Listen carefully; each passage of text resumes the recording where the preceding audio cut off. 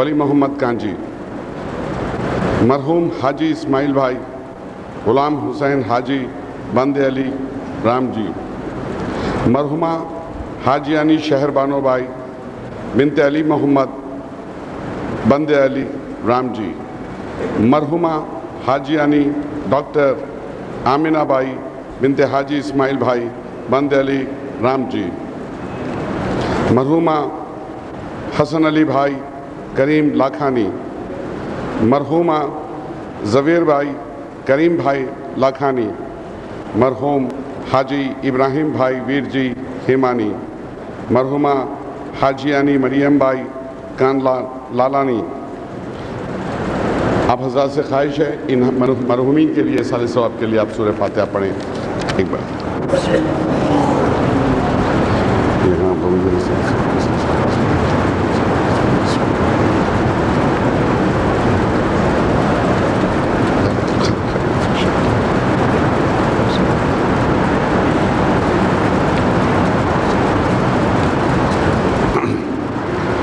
اعوذ باللہ من الشیطان اللعین الرجیم، بسم اللہ الرحمن الرحیم۔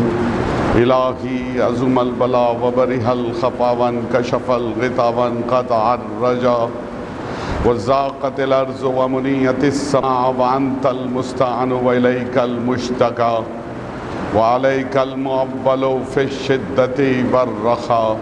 اللہم صل علی محمد وآل محمد اولی الامر الذین فرضت علینا طاعتهم ورفتنا بذلک منزلتهم ففرج عنا بحقهم فرجا عاجلا قریبا کلمح البصر او هو اقرب یا محمد یا علی یا علی یا محمد اکفیانی فإنکما کافیایا وانصرانی فإنکما ناصرایا یا مولانا یا صاحب العصر والزمان۔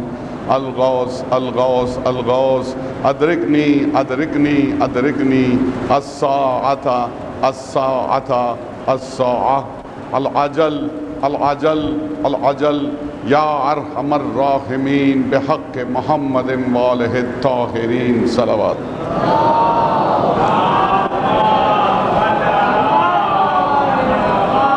بسم اللہ الرحمن الرحیم، الحمدللہ رب العالمین، الصلاة والسلام علی سید الانبیاء المرسلین ابو القاسم محمد صلوات وآل بیت الطیبین الطاہرین المعصومین المظلومین۔ اما بعد فقد قال اللہ تبارک فی کتاب المجید والفرقان الحمید وقولہ الحق۔ بسم اللہ الرحمن الرحیم، وسيعلم الذين ظلموا أيّ منقلب ينقلبون صلوات۔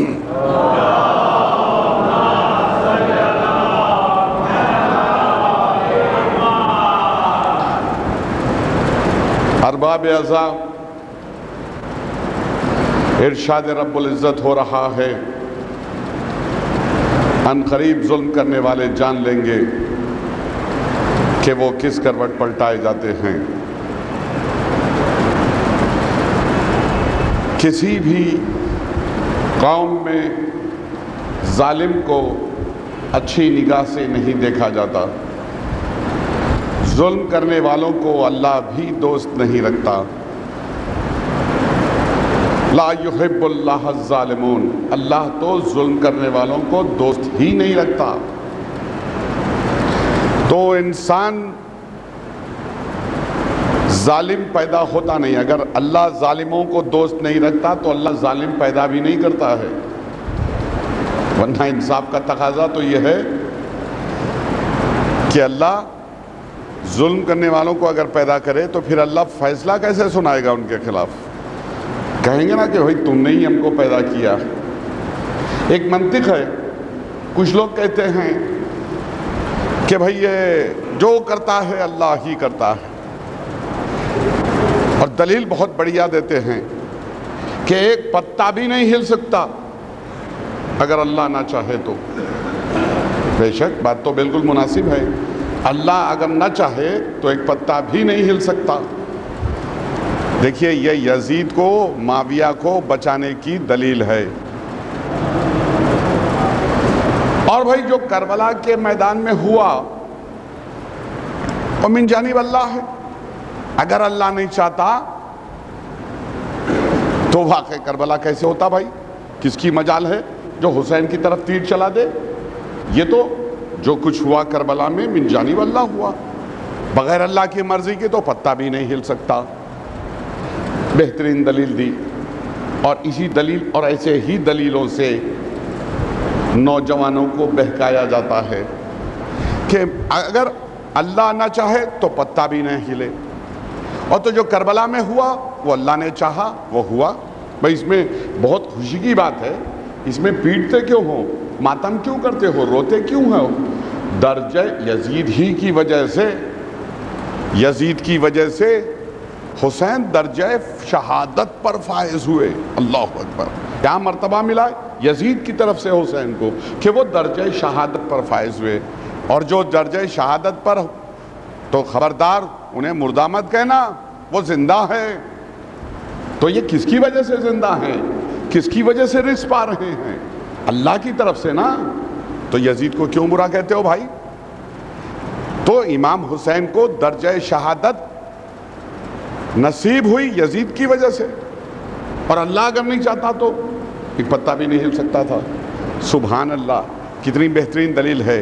لیکن ایک مجنون تھا 7ویں امام کے زمانے میں، ایک ایسا انسان جو پاگل تھا، جو بہلول کے نام سے جانا جاتا تھا. اس نے ایسی پکی بات سمجھائی جو آج تک ہمارے سمجھ میں آتی ہے کہ اللہ اگر نہ چاہے تو ایک پتہ بھی نہیں ہل سکتا. ایک پاگل انسان نے، جسے مجنون کہتے تھے بہلول دانا نے، اس زمانے میں جناب ابو حنیفہ نے، جس سے کہ فقہ اسلام چلتی ہے، مسلمانوں کی فقہ جس سے چلتی ہے، آج جو ہندوستان میں قانون ہے مسلم پرسنل لا، وہ حضرت ابو حنیفہ کا بنایا ہوا ہے. وہ 6 امام کے شاگرد رہ چکے ہیں، لیکن انہوں نے امام سے اختلاف کیا تھا ایک مسئلے پر. وہی اللہ جو چاہے کرتا ہے، اللہ جو چاہے تو پتہ بھی نہیں ہل سکتا. یہ اعتراض تھا ان کا. اب امام ابو حنیفہ 6 امام کے شاگرد تھے، امام سے اختلاف کیا، فزیکل سائنس کے اوپر اختلاف کیا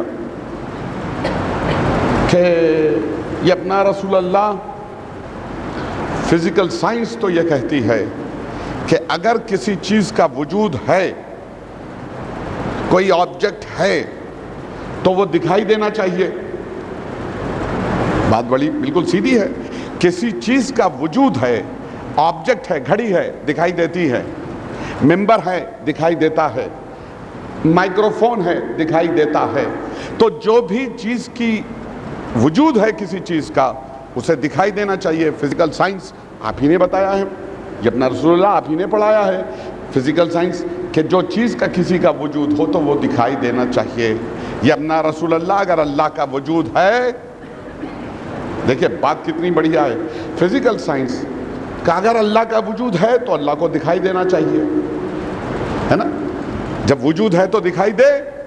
تو انہوں نے اپنے دلیل کے ساتھ ساتھ اپنے خیال سے اللہ کا ایک تصور پیدا کر لیا. اس کی موٹی موٹی ٹانگیں ہیں، بڑا بھاری لمبا چوڑا تخت پہ بیٹھا ہے، اور وہ جب جہنم پر ہو جائے گی، جہنم بھر جائے گی گناہان کرنے والوں سے، تو اللہ اپنا ایک پیر جنت میں کہا بھائی تیرا پیٹ بھرا؟ تو جہنم کہے گی نہیں حضور پیٹ نہیں بھرا. تو اب اللہ اپنا پیر ڈال دے گا کہ بھائی اب تیرا پیٹ بھرا. ایسا خالق اللہ کہ اپنی ہی بنائی ہوئی چیز سے پوچھ رہا ہے کہ بھائی تیرا پیٹ بھرا. یہ اسلام میرے سمجھ میں نہیں آیا. یہ مسلمانوں کا اسلام کہ اللہ اپنی ایک پیر ڈال دے گا. اگر وجود ہے تو دکھائی دینا چاہیے اللہ. اختلاف کیا انہوں نے 6 امام سے. اور دوسرا اختلاف ان کا کہ یبنا رسول اللہ، یزید کو بچانے کے لیے اختلاف، معاویہ کو بچانے کے لیے اختلاف. یبنا رسول اللہ، اللہ اگر نہ چاہے تو ایک پتہ نہیں ہل سکتا. تو پھر اب یزید کو کیوں برا کہتے ہیں؟ یزید کو کیوں برا کہا جائے کہ اللہ نے چاہا، اس نے امام کو قتل کیا. دوسرا اختلاف. تیسرا تیسرا اختلاف انہوں نے کیا، ابنا رسول اللہ آپ کہتے ہیں کہ ابلیس کو اللہ نے آگ سے بنایا، ابلیس آگ سے بنا ہے، تو ابنا رسول اللہ آگ کو کیسے جلا دے گی؟ ابلیس جب جہنم میں ڈال دیا جائے گا تو آگ اسے کیسے جلائے گی؟ آگ کو کیسے جلا دیتی ہے؟ یہ تین اختلاف انہوں نے کیے، جس کی بنا پر ہمارے چھٹے امام نے، جو ان کے استاد ہوا کرتے تھے، اپنی یونیورسٹی سے خارج کر دیا، نکلو تم یہاں سے، تمہارے سمجھ میں آنے والی بات نہیں ہے۔ اسی لیے مولا کائنات نے نہج البلاغہ میں ارشاد فرمایا ہے، عالم کے پاس اگر علم ہو جائے، علم آ جائے، لیکن اس کے پاس حلم کی کمی ہے، عالم علم رکھتا ہے لیکن حلم کی کمی ہے، اپلیکیشن آف نالج کی کمی ہے، تو ایسا عالم قوم کے لیے ناسور ہے نا؟ بات سمجھ میں آئی؟ تو نکال دیا، نکل جاؤ، ہمارے مدرسے میں بیٹھنے کی ضرورت نہیں، تمہارے پاس اتنا ظرف نہیں ہے کہ ہماری بات سمجھ سکو، نکال دیا گیا۔ لیکن کیا کہنا بہلول دانا کا، انہوں نے اس بات کا جواب دیا۔ کیسے؟ ایک دن جناب حضرت ابو حنیفہ اپنی شاگردوں میں ایک مقام پر یہی تقریر کر رہے تھے جو میں نے تین باتیں بتائی ہیں اختلاف والی، اور ادھر سے گزر رہے تھے بہلول، وہ کچھ دیر تک تقریر سنتے رہے، سننے کے بعد انہوں نے ایک موٹا مٹی کا ڈھیلا اٹھایا، پوری قوت سے کھینچ کے دے مارا، ان کی پیشانی پہ لگا، جتنا بڑا مٹی کا ڈھیلا تھا اتنا بڑا گومڑا ان کے پیشانی پہ ابھر آیا۔ اب یہ دوڑ پڑے، ان کے شاگرد دوڑ پڑے، پکڑو پکڑو پکڑو، پکڑ لیے گئے۔ بھائی پکڑ کے، بھائی پیٹو نہیں، مقدمہ ہمیں پولیس میں لے چلو، عدالت میں لے چلو، وہاں فیصلہ کرو، یہاں کیوں پیٹ رہے ہو؟ ٹھیک کہا تم نے بہلول۔ عدالت میں پیش کر دیے گئے، عدالت میں پیش ہوئے، کہا چیف جسٹس سے کہا حضور اجازت ہے کہ میں اپنا دفاع کر لوں؟ کہا ہاں بے شک تم اپنا دفاع کر سکتے ہو، اسلامی ماحول تھا، کہا تم اپنا دفاع کر سکتے ہو۔ کہا حضور ابو حنیفہ یہ بتائیں کہ میں نے کیا کیا آپ کے ساتھ؟ کہا تم نے میرے اوپر ڈھیلا پھینکا ہے۔ تو کہا میں نے کہاں پھینکا، من جانب اللہ ہے، اللہ نے کہا آپ میرے دل میں پھینکو، میں نے پھینک دیا۔ درود پڑھے محمد و آل محمد پر۔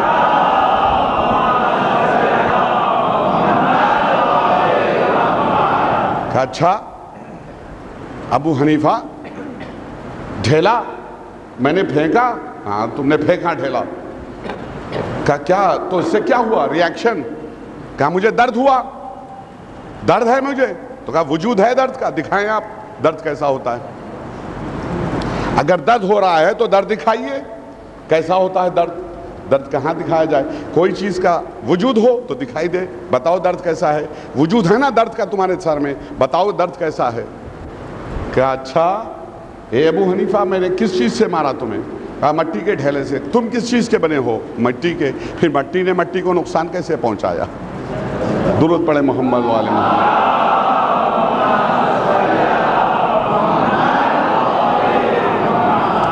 تو حضور علی ہماری گفتگو ظالم کے ظلم سے، مظلوم کے اوپر اس کا رد عمل کیا ہوا اس سے، اور پھر ظالم کو کس طریقے سے کیفر کردار تک پلٹایا گیا، کس کروٹ پلٹایا گیا، اس سے متعلق آپ سے جاری ہے اور آج آخری لمحات میں داخل ہو رہی ہے۔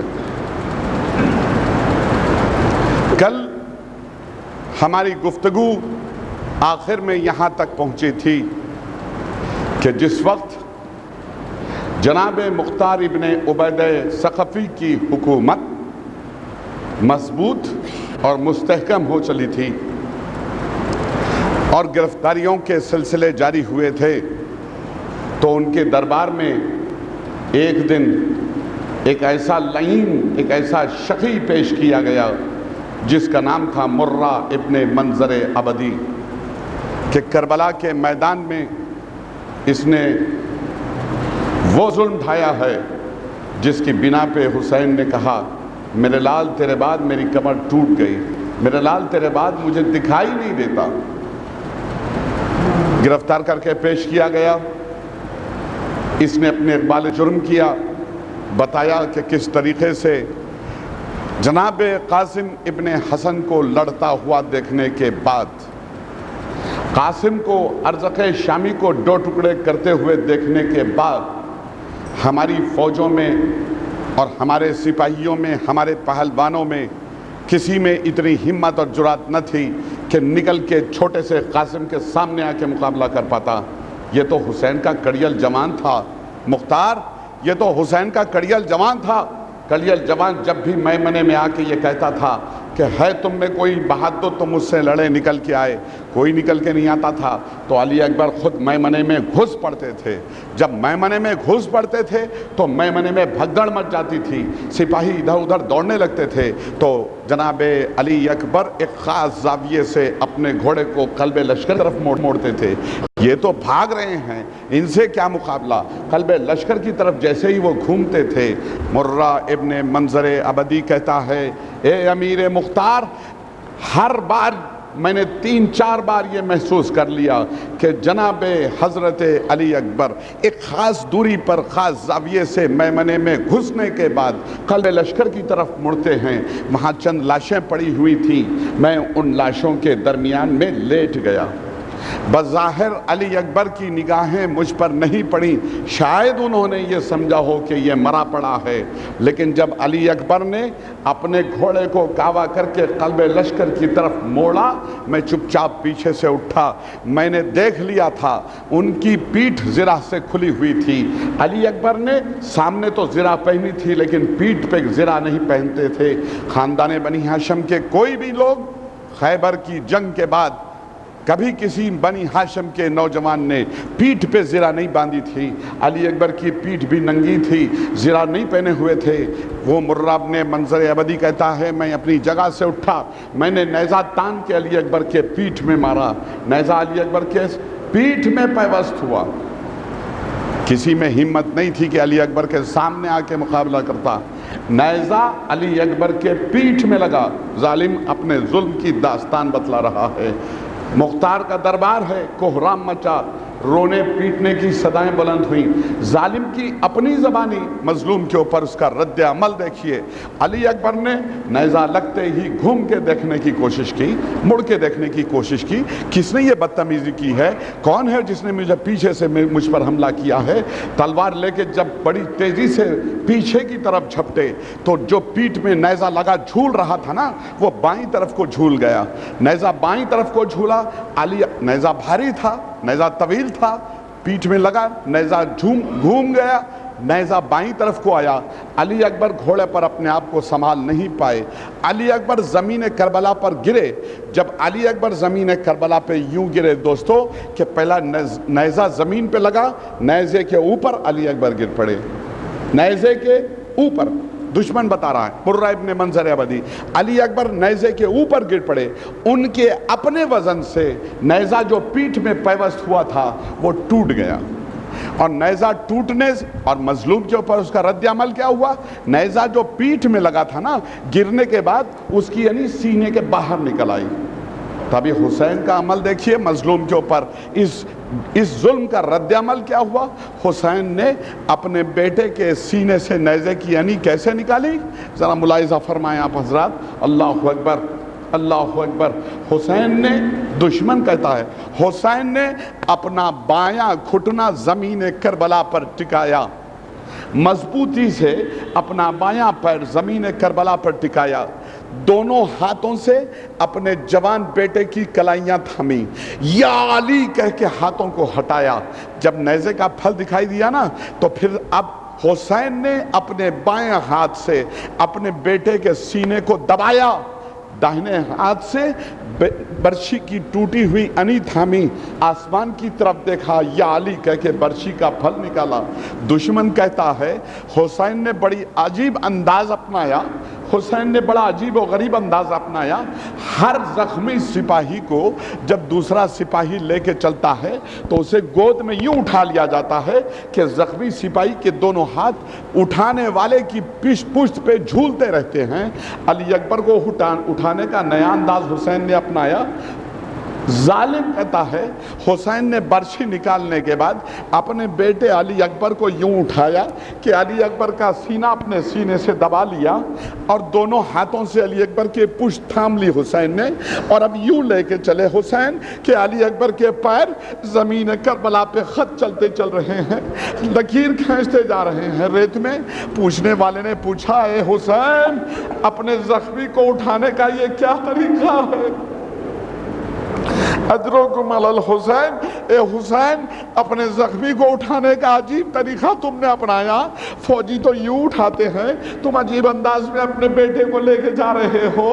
حسین نے جواب دیا, اے شیخ میرے بیٹے کے پیٹھ میں نیزہ لگا ہے نا, تو اس میں جہاں نیزہ لگا ہے زخم سے خون بہ رہا ہے.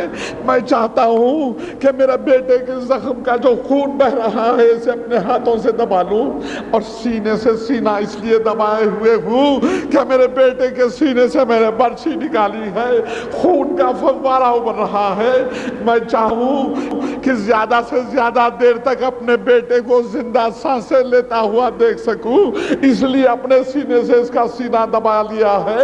اس کا چہرہ بار بار دیکھ رہا ہوں, چاہتا ہوں کہ اپنے بیٹے کو زیادہ سے زیادہ دیر تک زندہ دیکھ سکوں. اجرکم علی الحسین. خدا کسی غم میں نہ رلائے سوائے غم حسین کے. تو ظالم کے ظلم کی جو داستان سنی نہ درباریوں نے, تو ایک کوہرام برپا ہوا, ایک طوفان اٹھا, رونے کی صدائیں دارالامارہ سے بلند ہوئیں. تمام کوفے میں رونے کی صدائیں آ رہی تھیں. لوگ دوڑے دوڑے پہنچے, یہ رونے کا کیا سبب ہے؟ ضرور کوئی آج شخص گرفتار ہوا ہے جس نے اپنے ظلموں کی داستان سنائی ہے. یہ کوہرام اسی لیے رونے کا ہے.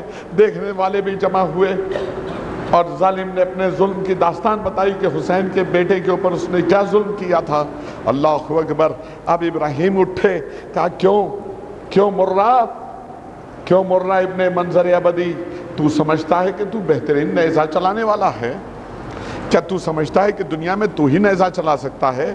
دیکھ, نیزہ چلانا ہم نے بھی سیکھا ہے, نیزہ ہم بھی چلا سکتے ہیں, نیزہ ہم نے بھی چلانا اپنے استاد سے سیکھا ہے.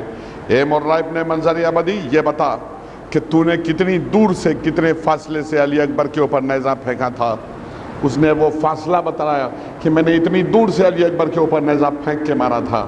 کہا ان کی پیٹھ تو کھلی تھی نا, زرہ سے کھلی تھی نا؟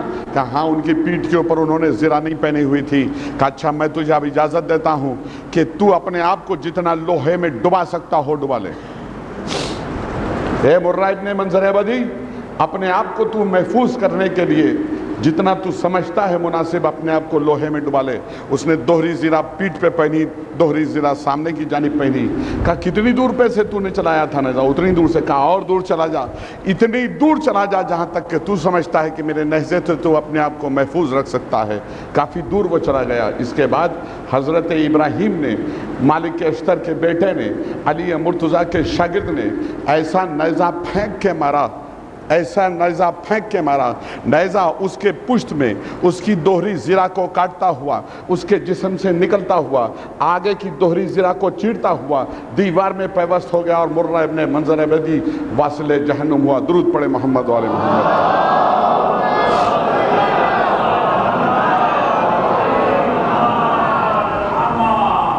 تو حضور, ہماری گفتگو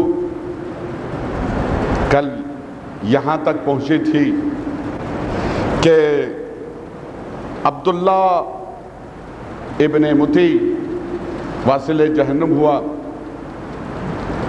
اور اس کے واصل جہنم ہونے کی اطلاع والی بصرہ نے, مصعب ابن زبیر نے, عبداللہ ابن زبیر کے بھائی نے, ان کے دوست عبید اللہ ابن زیاد کو دی جو موصل کے گورنر تھے. اپنے اپنے دوست کا یہ حال سنا تو بہت روئے، بہت گریہ کیا۔ ابن زیاد نے بہت چلایا، رویا۔ ایک خط لکھا اس نے عبد الملک ابن مروان کو کہ مجھے ایک لشکر دے دیا جائے تاکہ میں حملہ کروں، اور جس نے میرے دوست کو قتل کیا ہے نا میں اسے قتل کروں گا، اس کے دوستوں کو قتل کروں گا۔ اے عبد الملک ابن مروان، جس طریقے سے میں نے حسین اور مسلم ابن عقیل اور ان کے ساتھیوں کے سر یزید کے پاس بطور تحفہ بھیجے تھے، ان کے بھی سر تمہارے پاس بطور تحفہ بھیجوں گا،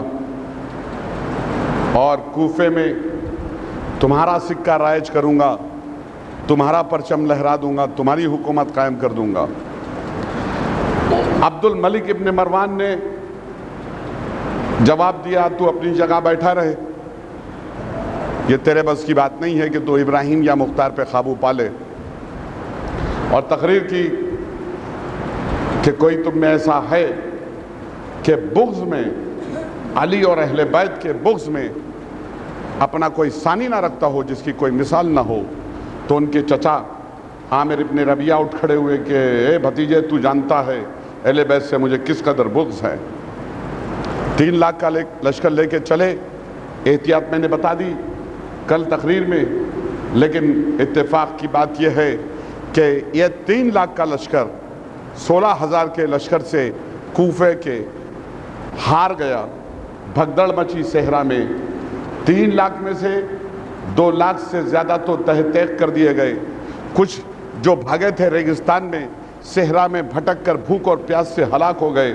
واپس 40,000 زندہ بچ کے بصرہ پہنچے تھے، دمشق پہنچے، وہ بھی سب کے سب شکستہ تھے۔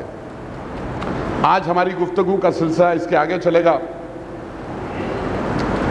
کہ جب یہ واقعہ ہو چکا اور جناب مختار ابن عبید ثقفی فتح پا چکے تو انہوں نے 60 دنوں تک شکر کے روزے رکھے، 60 دنوں تک شکر کے روزے رکھے۔ ہمیں ایک روزہ رکھنا مشکل لگتا ہے، لیکن قرآن بتلاتا ہے وَاسْتَعِينُوا بِالصَّبْرِ وَالصَّلَاةِ، وہ صبر کرتے ہیں اور نماز پڑھتے ہیں جو اللہ کے خاشعین بندے ہیں۔ تو صبر سے مراد روزہ رکھا، 60 دنوں تک شکر کا روزہ رکھا۔ اس کے بعد جناب مختار ابن عبید ثقفی نے پھر زور پکڑا، کہا ابراہیم اب تو یہ ہو چکا، پھر بدلہ لینا چاہیے، اب فہرست نکالو، شمر کو پکڑو، عمر سعد کو قتل کیا جائے، حرملہ کو قتل کیا جائے۔ کہا حضور جلدی نہ کیجئے تو بہتر ہے۔ کہا میرا سینے میں میرا نفس تنگی کرتا ہے، اس مقصد کے لیے مجھے اللہ نے پیدا کیا ہے، اور تم کہتے ہو ابھی نہیں۔ ارے یہی تو مناسب وقت ہے، اب تو کرنا چاہیے۔ لیکن علی کا شاگرد ابراہیم جانتا تھا، کوفے کے حالات سے باخبر تھا، انہوں نے مشورہ دیا حضور ابھی آپ جلدی نہ کریں۔ پھر کیا کروں؟ کہا ابھی دعوت دیں آپ۔ پھر سے دعوت دی گئی، شمر بلایا گیا، محمد ابن اشعث، شیش ابن ربعی، حسین ابن نمیر، حرملہ بن کاہل اسدی، ابن عمر سعد، شمر بن جوشن، یہ سب کی دعوت ہوئی۔ بڑے بڑے سرغنے جتنے تھے ان سب کی دعوت ہوئی، سب کو کھلایا گیا، اونٹ بھون کے کھلایا گیا، شربت پلایا گیا، دولت دی گئی، دینار و درہم دیے گئے بیت المال سے۔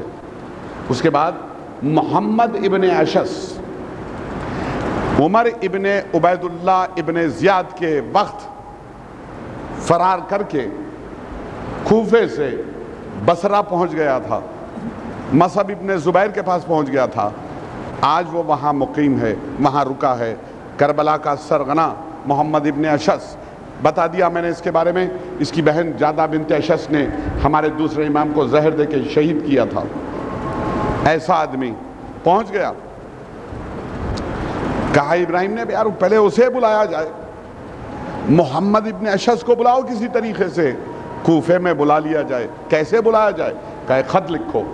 محمد ابن اشعث کے بیٹے کو بلایا گیا، ابن اشعث کو، آئیے بیٹھیے، بیٹھے۔ کہا بھئی تمہارے ابا دکھائی نہیں دیتے، بہت دن ہوئے۔ کہاں میرے ابا تو ہے نہیں. کہاں ہے بھائی تمہارے ابا؟ کہا وہ تو بصرے میں ہیں آج کل, وہیں رہ رہے ہیں, بہت دن ہوئے وہ آئے نہیں ادھر. کہا ارے بھائی وہ وہاں کیا کر رہے ہیں؟ اتنے قابل آدمی ہے, اتنا ان کا رعب ہے, اتنا مرتبہ ہے ان کا, اتنے سمجھدار, اتنے بہترین جنگجو, ارے انہیں تو یہاں ہونا چاہیے ہمارے پاس. تو بیٹے کے کان کھڑے ہوئے. کہا آپ کے پاس ہونا چاہیے؟ ہاں. ارے بھائی دیکھا نہیں تم نے, شمر کو ہم نے عہدے عطا کیے, شمر کو, عمر سعد کو ہم نے دعوت دی, فلاں کو دعوت دی. ہم چاہتے ہیں کہ وہ آئیں ہمارے پاس تاکہ ہم انہیں موصل کا گورنر بنا دیں, مدائن کا گورنر بنا دیں. اچھا تو آپ انہیں, ارے بھائی ان کی بڑی قابلیت ہے, کیا کہنا محمد ابن اشعث کا, اگر وہ یہاں آ جائیں تو ہم انہیں مدائن کا گورنر بنانا چاہتے ہیں. کہا چلو ایک کام کرو بھائی, ایک خط ہم لکھ دیتے ہیں, یہ خط لے جاؤ اپنے ابا کو دکھانا, ان سے کہنا کہ ہم انہیں مدائن کا گورنر بنانا چاہتے ہیں. خط لکھ دیا جناب ابراہیم ابن مالک اشتر نے, جناب مختار نے مہر لگا دی. لڑکا خوشی خوشی چلا, ان کا بیٹا پہنچا رات کے وقت کہ جب وہ سو رہا تھا. یہ گیا, کہا حضور, ابا حضور اٹھیے. اٹھے چونک کے. کہا اٹھتے ہی ناراض ہوئے, تو یہاں کیوں آ گیا؟ کس نے کہا تجھے یہاں آنے کے لیے؟ تو کوفہ چھوڑ کے آیا کیوں؟ بہت سمجھایا بیٹے نے, نہیں ابا آپ کو بلایا, مجھے بلایا ہے, ان کی یہ مجال کہ مجھے بلائیں. سمجھدار تھا. تو کہا ان کی یہ مجال جو مجھے بلائیں, خبردار, ان کی سفارش لے کے آیا. کہا حضور, ابا حضور آپ خامخواہ ناراض ہو رہے ہیں, اس میں پریشان ہو رہے ہیں آپ, پریشانی کی بات نہیں ہے. در حقیقت مختار تو تخت پہ بیٹھنا چاہتے تھے, کوفے کی حکومت چاہتے تھے. انہوں نے تو بہانہ بنایا ہے قاتلان امام حسین کے قتل کا, انتقام کا. وہ تو اب جیسے ہی وہ تخت پہ بیٹھے نا, وہ سب انتقام کی باتیں بھول گئے. شمر کی دعوت کی, عمر سعد کی دعوت کی, خولی کی دعوت کی, حرملہ کی دعوت کی, حسین کی دعوت کی, شیش ابن ربیع کی دعوت کی, اور آپ خامخواہ پریشان ہیں. اچھا دعوت ہوئی, تو نے دیکھا؟ اور کہا حضور میرے سامنے دعوت ہوئی, وہ دعوت میں بھی شریک تھا, بریانی پکی تھی, شربت بٹا تھا, فلاں تھا, دمہ تھا.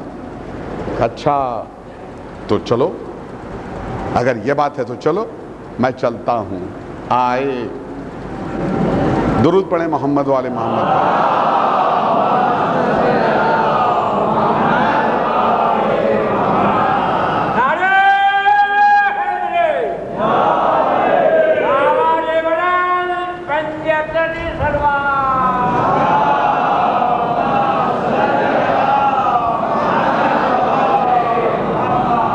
گھیر کے لائے گئے. محمد ابن اشعث آئے, کوفے میں داخل ہوئے, دعوت ہوئی. بکرے کو ذبح کرنے سے پہلے اچھا دانہ دیا جاتا ہے نا, تو خوب اچھی دعوت ہوئی, شربت پلایا گیا, رہنے لگے. کہا اب تو بھائی محمد ابن اشعث بھی آ گیا, ابراہیم محمد ابن اشعث بھی آ گیا, اب شروع کیا جائے کام. کہا حضور صبر کیجئے, ابھی صبر کیجئے. ضد نہیں کی مختار نے, جانتے تھے علی کا شاگرد ہے, یہ محمد حنفیہ کے شاگرد تھے, یہ ان کے والد کے شاگرد تھے, ہے نا. کہا حضور ابھی جلدی نہ کیجئے آپ. کہا بھائی کیوں نہیں کروں؟ تو کہا جو بات میں جانتا ہوں وہ آپ نہیں جانتے. کہا بے شک ہو سکتا ہے کہ جو تم جانتے ہو میں نہیں جانتا, لیکن یہ بتاؤ کہ کیوں جلدی نہ کی جائے. کہا دیکھیے حضور ابھی جلدی نہ کیجئے تو مناسب ہے. سب سے پہلے تو مجھے آپ اس بات کی اجازت دیں کہ جو سب سے بڑا سرغنہ ہے کربلا کا, عبید اللہ ابن زیاد, پہلے اس سے نپٹا جائے, بعد میں انہیں بھگت لگیں, یہ تو کوفے کے ہی رہنے والے ہیں, پہلے اس سے نپٹا جائے. تو ان کے سمجھ میں آئی بات. ہاں مختار نے کہا ٹھیک کہا تم نے, تو بھائی کیا ارادہ ہے تمہارا؟ کہ دیکھیے اس وقت ہمارے پاس 18,000 کا لشکر ہے اور 16,000 کا لشکر میں لے کے چلتا ہوں ابن زیاد کی خدمت میں, ان کا کام تمام کرنے کے لیے. 2,000 آپ کے پاس چھوڑے جاتا ہوں, لیکن پھر بھی یہ 2,000 آپ کی اور کوفے کے دفاع کے لیے زیادہ نہیں ہے, کم ہے. تو میں ایک ترکیب بتاتا ہوں، آپ اس پہ عمل کریں تو مناسب ہے۔ اب دیکھیے علی کے شاگرد نے جو ترکیب نکالی وہ کتنی مناسب اور بڑھیا تھی، اور بات سمجھ میں آئی کہ وہ کیوں جلدی نہیں کر رہے تھے۔ کہا اچھا بتاؤ کیا ترکیب ہے؟ کہا پھر سے بلاؤ، دعوت دو۔ چلیے پھر دعوت ہوئی ان سب کی۔ جب ڈنر لگا نا جمانا تو ڈنر پہ تقریر کی۔ جناب ابراہیم اٹھے، کھڑے ہوئے اور تقریر کی۔ دوستو،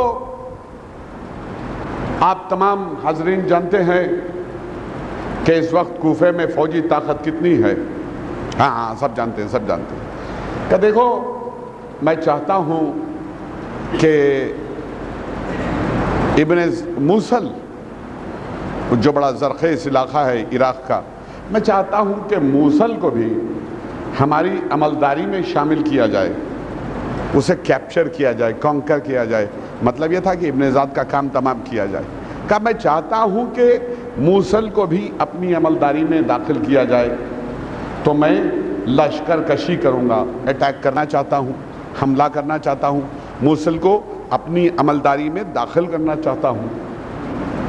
تو میں جب فوجی لشکر کی تعداد کے بارے میں تو تم سب جانتے ہو کتنی ہے، 18,000 ہیں، 16,000 میں لے کے جا رہا ہوں، 2,000 کوفے کی دفاع کے لیے زیادہ نہیں ہے، بہت کم ہے۔ تو میرا آپ حضرات سے یہ گزارش ہے، میری آپ سے میری التجا ہے کہ آپ اپنے اپنے غلاموں کو، ذرا غور سے سنیں، آپ اپنے غلاموں کو اتنے دنوں کے لیے جتنے دنوں تک میں موصل جا کے واپس نہ آ جاؤں، اتنے دنوں تک اپنے غلاموں کو دربار میں مختار کے پاس بھیج دیجئے۔ جو اجرت انہیں آپ دیتے ہیں اس سے زیادہ اجرت مختار دیتے رہیں گے، تاکہ ہماری 2,000 سپاہی اور آپ کے غلام سب مل کے اتنی تعداد ہو جائے کہ کبھی موقع آن پڑے تو کوفے کا دفاع کیا جا سکے، ڈیفنس کیا جا سکے۔ شمر نے کہا ہاں ٹھیک ہے، ہمیں اس میں کیا اعتراض ہو سکتا ہے؟ شمر نہیں بولا، بریانی بولی۔ درود پڑھیں محمد و آل محمد۔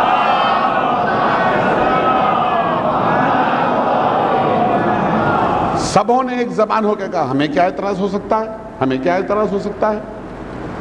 تو سب کے سب راضی ہوئے اور سبوں نے اپنے ملازمین جناب مختار کے پاس دارالامارہ میں بھیج دیے۔ ابراہیم کی ترکیب کارگر ثابت ہوئی، دشمن کی طاقت کمزور ہوئی، اور جناب ابراہیم 16,000 کا لشکر لے کر بنفس نفیس اب کوفے سے موصل کی جانب روانہ ہوئے۔ تو کوفے سے موصل کی دوری کافی دور ہے، تقریباً 1400 کلومیٹر ہوتے ہیں آج کے زمانے میں۔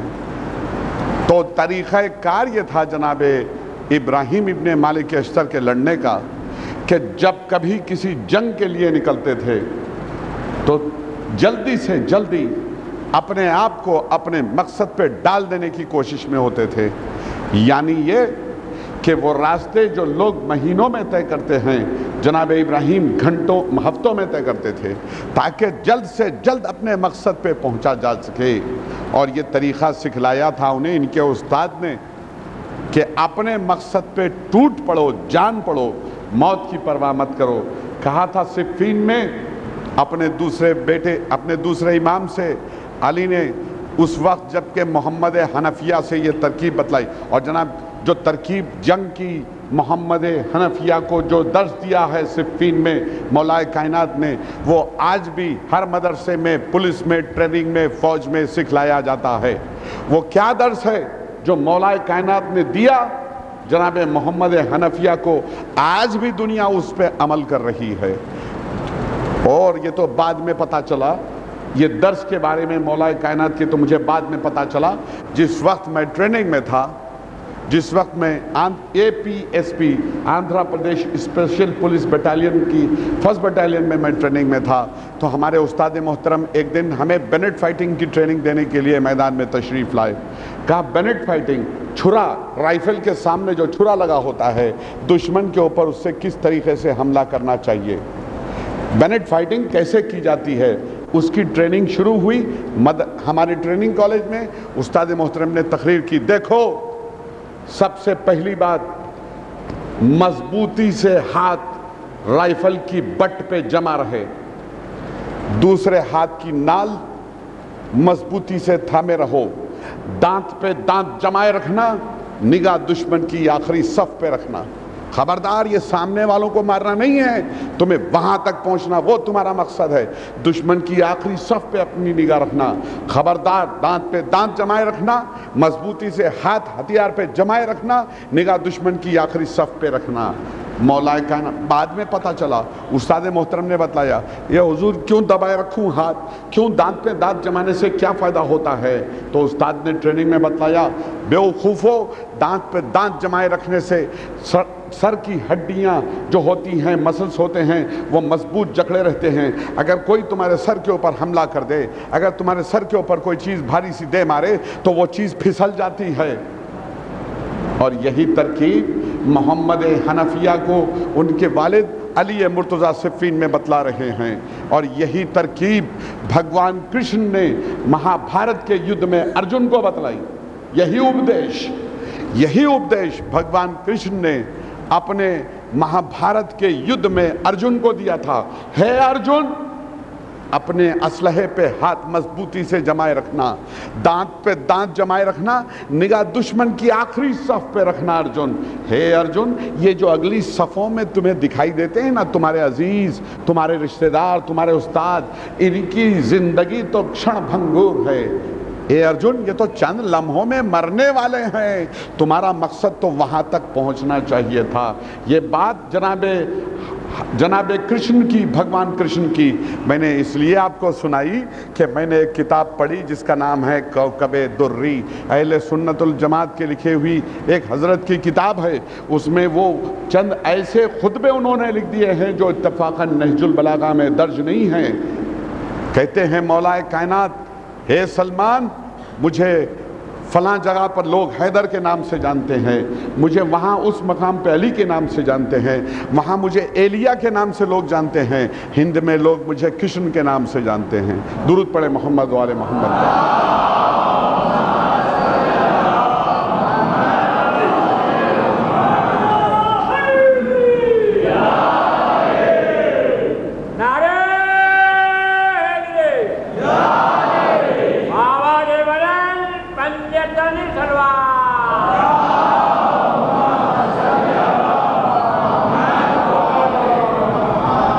تو دوستو، جو سپربھات ہوتی ہے صبح میں، جو ریڈیو سے سپربھات بجائی جاتی ہے نا، پہلے میں بہت ناراض ہوتا تھا، صبح صبح یہ کیا شیطانی لگا رکھا ہے.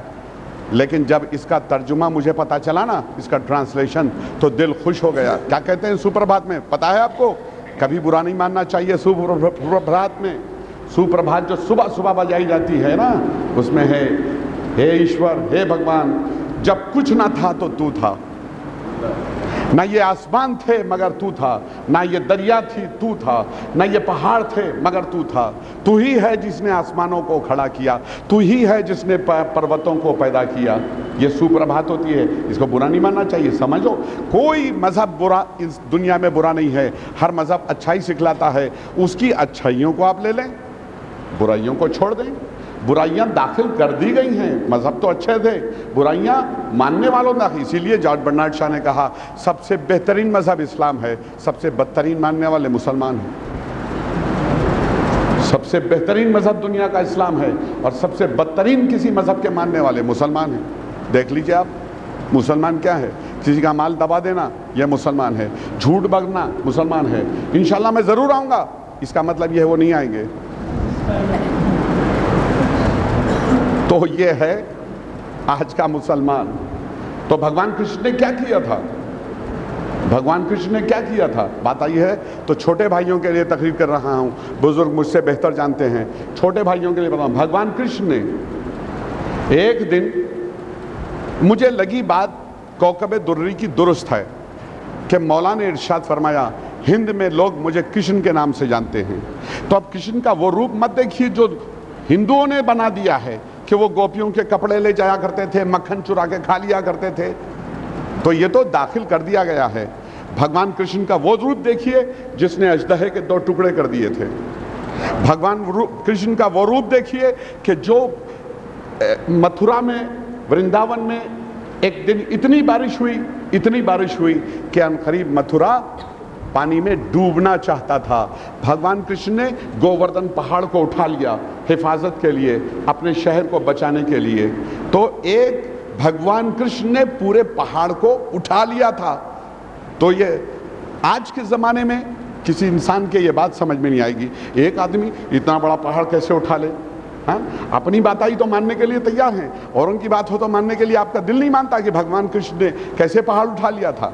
भगवान कृष्ण ने पहाड़ उठाया था, उसकी दलील मैं आपको देता हूँ कैसे उठाया था।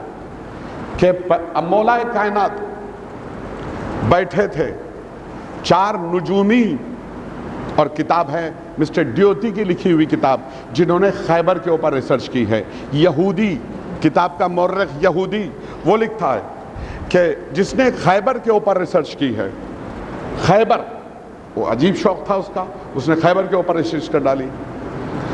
वो लिखता है कि एक दिन मौलाए कायनात की खिदमत में 4 यहूदी आए जो माहिर फलकियात थे, माहिर नुजूम थे, फलकियात के, नुजूम के इल्म के जानने वाले। आके कहा, या अली, आपने खैबर में अपनी पुश्ते उंगुश से, उंगली के पीछे से, ऐसे नहीं, ऐसे आपने दरवाज़ा खैबर का उखाड़ के फेंक दिया। कहाँ फेंक दिया? तो कहा, इसमें आपका कोई कमाल नहीं है या अली, इसमें आपका कोई कमाल ही नहीं है या अली। इसलिए आपका कमाल नहीं है कि आपने जिस लम्हे खैबर का दरवाज़ा उखाड़ा ना, तो हर 50,000 साल के बाद, हर 50,000 साल के बाद एक तारा कुछ लम्हों के लिए निकलता है, एक सैयारा कुछ लम्हे के लिए तुलू होता है। जितने लम्हे के लिए वो तुलू होता है, उतनी देर तक ज़मीन अपनी शकल कशिश खो देती है, ज़मीन की ग्रेविटेशनल फोर्स ख़त्म हो जाती है। या अली, ये वही लम्हा था जब वो सैयारा निकला हुआ था तो ज़मीन की अपनी खींचने की ताकत ख़त्म हो गई थी, हर चीज़ बिल्कुल हल्की हो जाती है।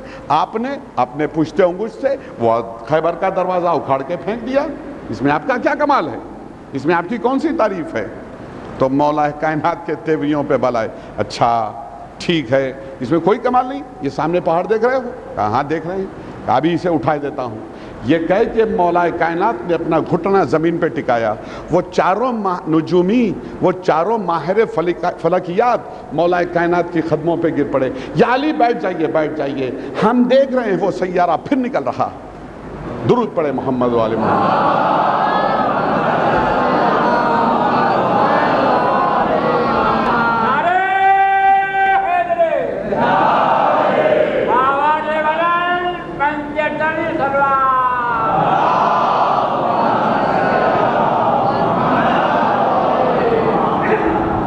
हिंद में लोग मुझे कृष्ण के नाम से जानते हैं। कौकबे दुर्री, किताब कौकबे दुर्री। मेरी बात पे भरोसा मत कीजिए हुजूर, मैं तो पुलिस वाला हूँ। वैसे भी किसी भी अदालत में चला जाऊँ, मेरा स्टेटमेंट काबिल कबूल नहीं है। किसी भी अदालत में मैं चला जाऊँ, मेरा स्टेटमेंट काबिल कबूल नहीं है। मिस्टर गेट आउट, आपकी बात तो सुनना ही नहीं है। मजिस्ट्रेट कहेगा बाहर जाइए, आपकी बात तो सुनना ही नहीं है। तो पुलिस का स्टेटमेंट काबिल कबूल नहीं होता, काबिल भरोसा नहीं है मेरा एक भी लफ्ज़। आप खुद किताब पढ़ें, किताब का नाम है कौकबे दुर्री। एविडेंस मैं दे रहा हूँ, परखना आपका काम है। मेहनत आप कीजिए, नतीजा आप हासिल कीजिए। मौलाए कायनात ने कहा, हिंद में मुझे लोग कृष्ण के नाम से जानते हैं। अब कृष्ण का कैरेक्टर देखिए, गोवर्धन पहाड़ उठा लिया तो कोई ताज्जुब की बात नहीं है, कोई ताज्जुब की बात नहीं है। उठा सकते थे, अवतार थे, अल्लाह की तरफ से नुमाइंदे थे, उठा लिया, खल्क़ खिदमत करते थे। तो कोई मौला जब कहते हैं कि हिंद में मुझे कृष्ण के नाम से जानते हैं, तो अब मुझे शक करने की कोई गुंजाइश नहीं है। मैं शक नहीं करता, अगर आपको शक है, किताब कौकबे दुर्री मुलाहिज़ा फरमाया हज़रत। दुरूद पढ़े मोहम्मद वाले मोहम्मद पर।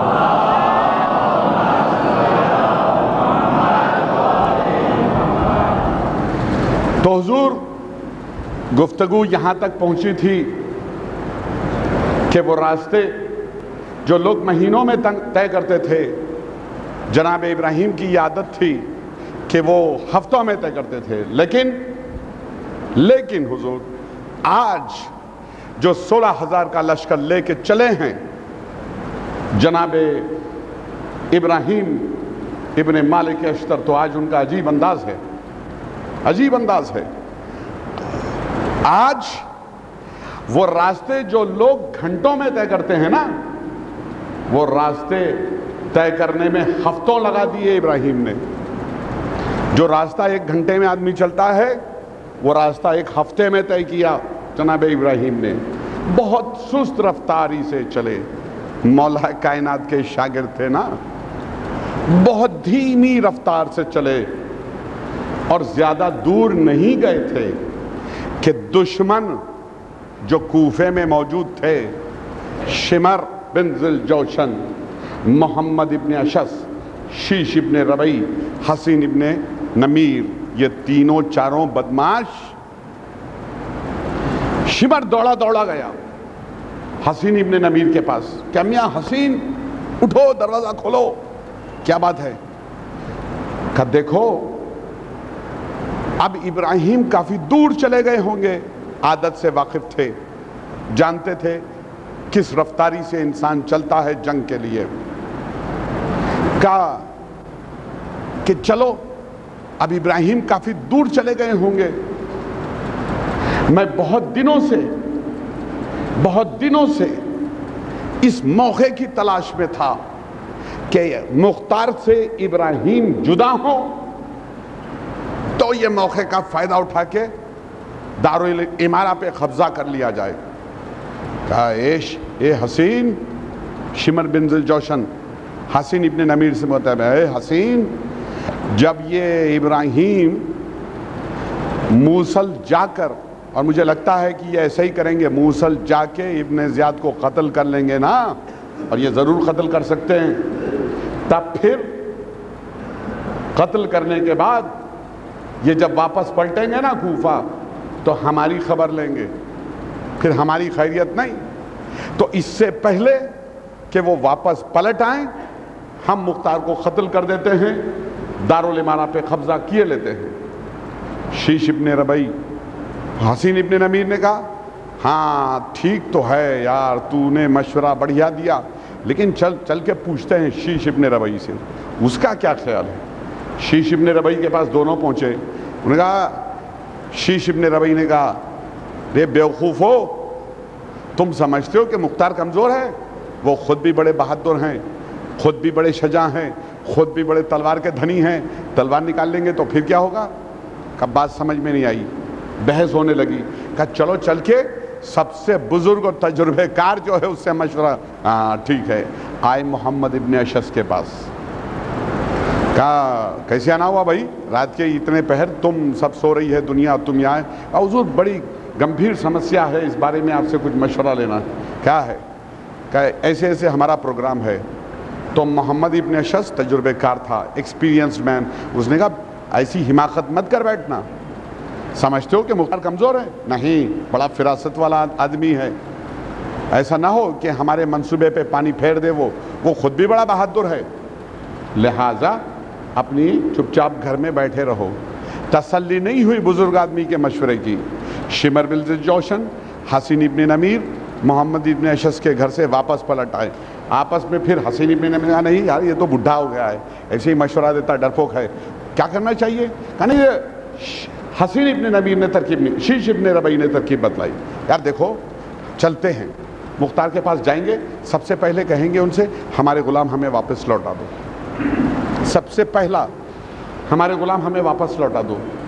وہ پوچھیں گے کیوں لوٹا دوں بھائی، معاہدہ ہوا تھا، کانٹریکٹ تھا۔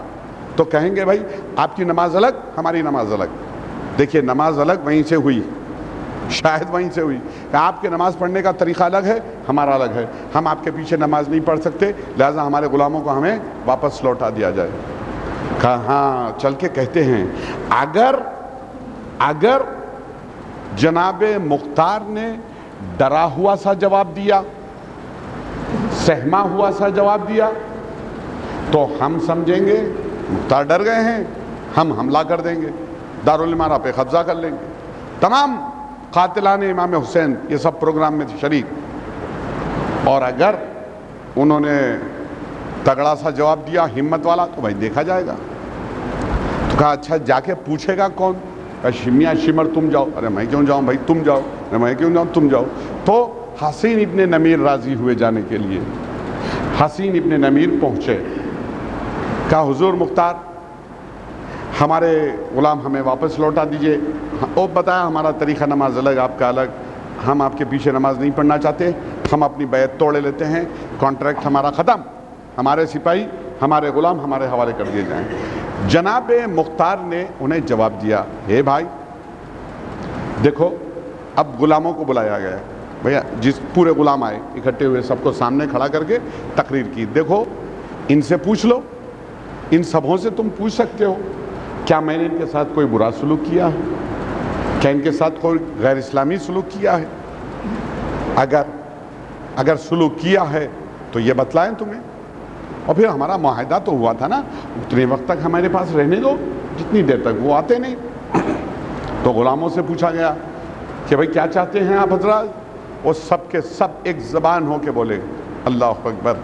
وہ شمر کے پاس جو غلام تھا وہ مختار کے پاس آنے کے بعد، اسلام اسی کا نام تو ہے، آ کے مختار کے پاس بولا اب میں جانے کے لیے تیار نہیں ہوں. پورے غلام بس ہم نہیں جائیں گے ان کے پاس، آپ جیئیں گے اور مریں گے آپ کے پاس، ان کے پاس ہم جانا نہیں چاہتے. کیوں؟ ان کے پاس شاید سلوک اچھا نہیں تھا، زبردستی تھی، تشدد تھا، اور یہاں اسلامی طریقہ تھا. اگر مرتے مر جائیں گے لیکن ہم اس کے پاس اب جانے کے لیے تیار نہیں. کہا تھا بھائی سن لیا تم نے، سامنے کھڑے ان سے پوچھ لو. واپس لوٹ آئے شیش ابن ربیع، حسین ابن رمیر اور شمر بن ذوالجوشن ہمارے ساتھ. پھر انہوں نے ایک فیصلہ کیا، میٹنگ کی. حضور جواب سے تو لگتا ہے کہ وہ ڈرے ہوئے ہیں، سہمے ہوئے ہیں، گھبرائے ہوئے ہیں، تو کیا کرنا چاہیے؟ کہ ابراہیم تو کافی دور چلے گئے ہوں گے، اب بغاوت کر دینی چاہیے. محلے بنی سبا میں کوفے میں ان تمام ملائین نے، بدماشوں نے کوہرام برپا کر دیا، تلواریں نکال لی. اکٹھے ہوئے قاتلان امام حسین پورے جمع ہو گئے اور سبوں نے چیخ چیخ کے چلا کے دارالامارہ کی طرف کوچ کیا تاکہ دارالامارہ پہ قبضہ کر لیا جائے. اب جناب مختار گھبرائے، یہ انقلاب برپا ہو گیا کوفے میں. بہرحال خود بھی بہادر تھے، محمد حنفیہ کے شاگرد تھے، لباس پہنا جنگی، گھوڑے پر سوار ہوئے، اپنے ان چند ساتھیوں سپاہیوں کے ساتھ میدان میں نکل آئے. اور اب کوفے کے گلی کوچوں میں معرکے کی جنگ شروع ہو گئی. گھمسان کا رن پڑا گلی کوچوں میں، ایک ادھم مچی، بھاگ دوڑ مچی. تمام کربلا کے قاتلان امام حسین اکٹھا ایک طرف اور ایک طرف 2000 سپاہی. اب جو رن پڑا نا، گھمسان کی جنگ ہوئی، تو جناب مختار ابن عبید ثقفی نے ایک اپنا قاصد فوری روانہ کیا، جاؤ ابراہیم کو خبر کرو ایسے حالات پیدا ہو گئے ہیں. ابراہیم تو ایسے حالات سے پہلے ہی باخبر تھے، علی مرتضیٰ کا شاگرد. مختار نے سمجھا کہ یہ کافی دور نکل گئے ہوں گے، اور جب قاصد دوڑ کے گیا تو پتہ چلا کوفے سے بالکل پاس میں ہیں. یہ جا کے خط دیا. انہوں نے کہا مجھے تو اسی بات کا انتظار تھا. کہا پلٹو. اور پلٹنے کے بعد اپنی فوجوں سے کہا میں جا رہا ہوں، تم لوگ میرے پیچھے آنا. خود اب جو رفتار پکڑی جناب ابراہیم ابن مالک اشتر نے تو اس کی کوئی انتہا نہیں تھی. نہایت برق رفتاری سے راستہ طے کرتے ہوئے کوفے میں داخل ہو گئے. اب جب جناب مختار کے 2000 سپاہیوں کو شکست کے آثار نمودار ہو گئے تھے کوفے میں، شام ہونے کو آئی تھی کوفے میں شام کا دھندل کا چھانے لگا تھا، اور جناب مختار کے سپاہی ایک ایک کر کے فرار کرنے لگے تھے، ڈر کے خوف کے مارے. کچھ میدان جنگ میں کام آ گئے تھے. کہاں تک لڑتے مختار اکیلے؟ جب جناب مختار کی فوجوں میں شکست کے آثار نمودار ہوئے، ایسے وقت میں جناب ابراہیم کا پرچم دکھلائی دیا. اب جو پرچم دکھائی دیا نا، صرف پرچم دکھائی دیا ابراہیم کا، تو ادھر باغیوں میں भगदड़ मची, इब्राहिम आ गए। दुरूद पढ़े मोहम्मद वाले मोहम्मद।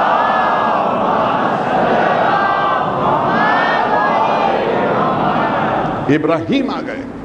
अब इब्राहिम की दहशत, अल्लाह अकबर, दहशत देखिए इब्राहिम की, कि परचम देखा ना तो भागने लगे। यही वजह है करबला के मैदान में कि जब हुसैन ने हजरत अब्बास का शिकस्ता परचम उठाया, बाद शहादत हजरत अब्बास, हुसैन ने मशक़ सकीना और जो परचम हजरत अब्बास का उठाया ना, तो परचम को देखने के बाद फौजों में भगदड़ मच गई थी, और इस भगदड़ में सैकड़ों वासिले जहन्नुम हो गए थे, सिर्फ परचम देखने के बाद। अरे अब्बास उठ गए, अब्बास फिर से उठ गए। तो ये परचम की दहशत थी, तो आदमी का क्या कहना, उस सिपाही का क्या कहना जो वो परचम का अलमदार हुआ होगा। तो परचम देखने में भगदड़ मची, सब भागे, मैदान खाली हुआ। अब कहा, जनाबे मुख्तार ने गले लगा लिया, भैया तुम ऐसे वक्त आन पहुँचे जबकि मेरी फ़ौज को शिकस्त हो रही थी, इसीलिए तो इनको दावतें दी गई थी, इसीलिए तो इनको शरबत पिलाया गया था, इसीलिए इन्हें खलतें दी गई थी, इसीलिए तो इन्हें दीनार और दिरहम किया था। अब चूँकि ये सब कूफे में मौजूद हैं, सबसे पहला हुक्म जनाब इब्राहिम ने जारी किया कि कूफे की सफीलों पे पहरा सख्त कर दिया जाए, अब कोई बच के कूफे से भागने ना पाए। मोहम्मद इब्न अशद भी हैं आज अंदर हाथ में आए हुए। कूफे की सफीलों का पहरा मजबूत कर दिया गया, और अब गिरफ्तारियों का सिलसिला हम भी शुरू करते हैं। कुछ देर के लिए आप सभी मेरे साथ मुख्तार के वो सिपाही बन जाइए कि जिन्होंने करबला के सरगनों को गिरफ्तार किया था। तो आप हज़रत तैयार ना, तैयार गिरफ्तार करने के लिए? क्यों आवाज़ नहीं निकलती?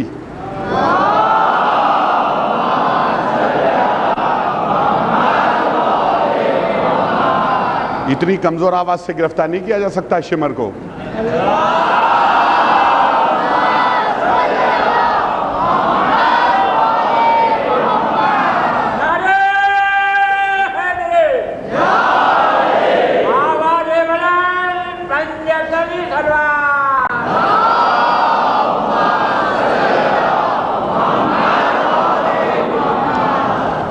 चलिए गिरफ्तारियों का सिलसिला शुरू किया जाए। तैयार हैं आप हजरात? तो तैयार हैं तो आप एक तोहफे दुरूद पेश करें ताकि गिरफ्तारियां शुरू हों।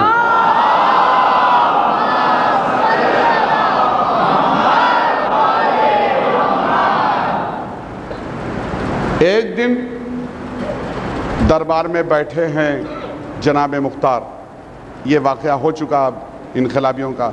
दो तीन दिन गुजरने के बाद एक बुढ़िया गिरती पड़ती लकड़ी के सहारे, जिसकी कमर झुकी हुई, जो उर्दू के वाव की शक्ल की थी, बुढ़िया झुकी बिल्कुल कमान, वो आहिस्ता आहिस्ता चलती हुई दारुल इमारा की तरफ जा रही थी।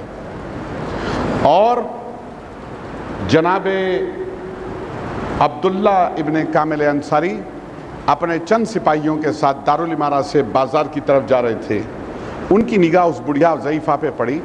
रुके, घोड़े को रोका, अपने सिपाही से कहा, देखो ये ज़ईफ़ा, ये बूढ़ी लगता है दारुल इमारा की तरफ जा रही है किसी हाजत की बिना पे। जाएगी दरबार में, मुख्तार से दरबार में हाजत कहेगी। इससे पहले कि ये दरबार में पहुँचे तुम जाओ पता करो कि इसकी क्या हाजत है। सिपाही दौड़ता हुआ आया, ज़ईफ़ा को सलाम किया, यह है इस्लामी कानून, यह है इस्लामी तरीक़ा, यह है अखलाकियात। ज़ईफ़ा को सलाम किया, कहा बीवी आप कहाँ तशरीफ़ ले जा रही हैं? कहा बेटा मैं दारुल इमारा जा रही हूँ। कहा बीवी दारुल इमारा क्यों तशरीफ़ ले जा रही हैं? कहा तुझसे कोई मतलब नहीं, तुझसे कोई मतलब नहीं, मुझे अमीर मुख्तार से मिलना है, अमीर कूफा से कुछ काम है। कहा बीवी मैं उनका सिपाही हूँ, उनका जो फौजों पुलिस का जो बड़ा अफसर है ना अब्दुल्ला इब्ने कामिल अंसारी, मैं उनका सिपाही हूँ। आप मुझसे बतलाएं आपकी क्या हाजत है, कोई बात है तो मैं पूरी कर दूँ, आपकी हाजत पूरी कर दूँगा। कुछ नहीं बेटा तुझसे कोई मतलब नहीं, तुझसे कोई मतलब नहीं। अब्दुल्ला इब्ने कामिल खुद आए दौड़ के, कहा है ज़ईफ़ा बताओ क्या चाहती हो, क्या हाजत है तुम्हारी? कहा नहीं मियाँ तुम अपने रास्ते जाओ, तुमसे कोई मतलब नहीं, मुझे तो दरबार में मुख्तार से मिलना है। तो सब वापस लौट आए, बुढ़िया को संभाल के इज्जत के साथ दरबार में पेश किया। बुढ़िया ने कहा कौन है भाई तुम्हारा अमीर? कहा ये हैं हमारे अमीर मुख्तार। कहा क्यों बेटा, तू ही है मुख्तार इब्ने उबैद सखफी? कहा हाँ बीबी मैं ही मुख्तार इब्ने उबैद सखफी हूँ। तो अच्छा बेटा सुन, मैं एक खबर लाई हूँ तेरे लिए। बुढ़िया आई, कान में बोली कुछ, कान में बोली। क्या बोली बुढ़िया? कान में उसने चुपके से कहा, हे मुख्तार मेरे घर में 3 बदमाश छिपे हैं। दुरूद पढ़े मोहम्मद वाले मोहम्मद।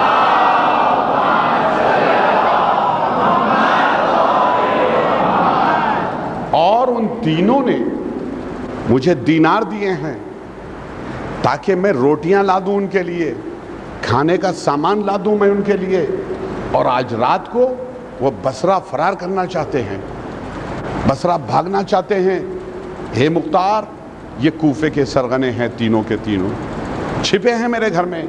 का सुभान अल्लाह ज़ईफ़ा, खुदा करे जनाब सैयदा तुझे इसका अजर दें, तूने बेहतरीन खबर मुझे पहुंचाई।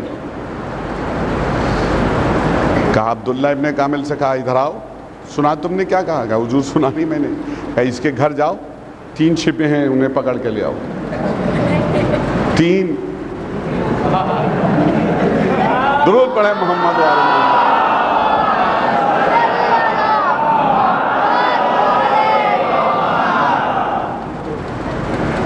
सिपाही दौड़ते हुए गए, तीनों को गिरफ्तार कर लिया।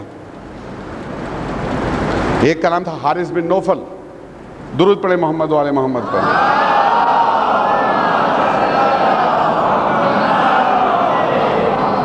हारिस बिन नौफल, हारिस बिन, दुरूद पढ़े मोहम्मद वाले मोहम्मद पर।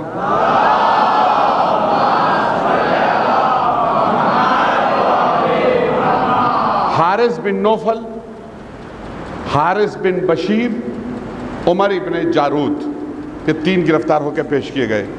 हारिस बिन नौफल, हारिस बिन बशीर और कासिम इब्ने जारूद। हारिस बिन नौफल खड़ा कर दिया गया दरबार में। बता तूने क्या किया था? हुजूर मैंने कुछ किया नहीं था। बता तूने करबला में क्या जुल्म किया था? क्या हुजूर मैंने, कुछ लोग इमाम हुसैन के ऊँट को ज़िबा करके नहर करके उसका गोश्त खा रहे थे, मैंने गोश्त खाया था। अच्छा तो गोश्त बहुत पसंद है तुझे? गोश्त खाया था तूने इमाम का, बाप का माल समझा था अपने। का इसके जिस्म के उस हिस्से से गोश्त काटा जाए। अब जो आदाब मिंबर के खिलाफ है मैं बतला नहीं सकता कहाँ का गोश्त काटा गया। दुरूद पढ़े मोहम्मद वाले मोहम्मद।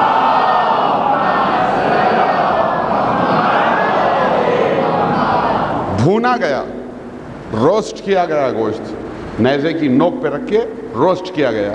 इसके बाद खा, इसे खा। अब अपना गोश्त भुना हुआ जिस्म के उस हिस्से का कैसे खाए कोई? वो पहले ही तकलीफ में परेशान है। कहा नहीं नहीं खाना पड़ेगा। उसने खाने से इनकार किया तो नेज़े की नोक से ऐसे मकाम पे अज़ियत पहुंचाई गई कि उसने फौरी घबरा के मुंह खोल दिया, मुंह में ठूस दिया गया, चबा खा।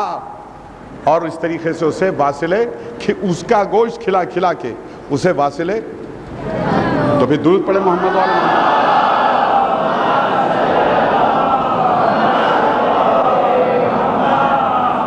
दूसरा पेश किया गया, बता तूने करबला में क्या जुल्म किया था? हुजूर मैंने कुछ नहीं, ज़्यादा तो मैंने कुछ नहीं किया था। मैंने किसी को जिस्मानी तकलीफ नहीं पहुंचाई, किसी को कुछ नहीं किया मैंने। हाँ मैंने अलबत्ता इमाम का अतरदान लूट लिया था। अल्लाहु अकबर। कोहराम मचा।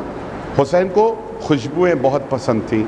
हुसैन हमारे तीसरे इमाम, उनको खुशबू बहुत ज़्यादा पसंद थी। तो कहा इतरदान लूटा था तूने? अच्छा खुशबू पसंद है तुझे बहुत? कहा अच्छा लाओ इसके खुशबू का इंतज़ाम करो। तमाम दरबारियों को जो मौजूद थे ना, उनको हुक्म दिया गया कि सब इसको बिठाओ ज़मीन पे। इसके बाद सबके ऊपर वाजिब करार दे दिया गया। हुक्म दिया सरकारी कि नंबर 2 दुरूद पढ़े मोहम्मद वाले मोहम्मद।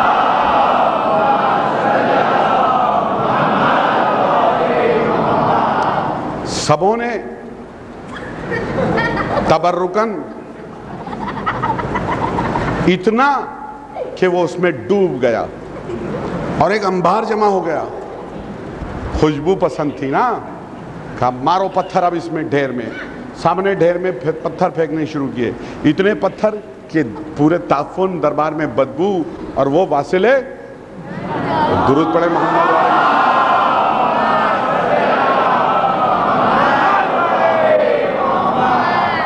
تو جناب آئیں گی کیف کی منزلیں, خوش ہونے کے سامان جناب مختار نے اکٹھے کیے ہیں.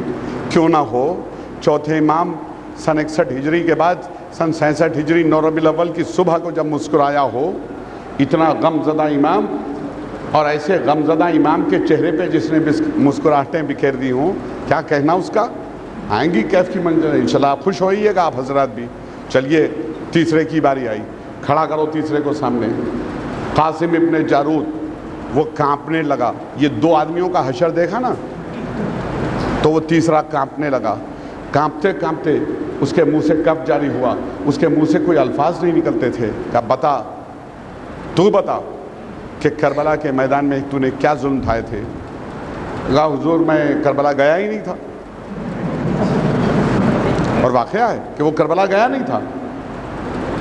کہا نہیں, وہ فہرست جو کربلا گئے تھے اس فہرست میں تیرا نام لکھا ہوا ہے, تو گیا تھا کربلا.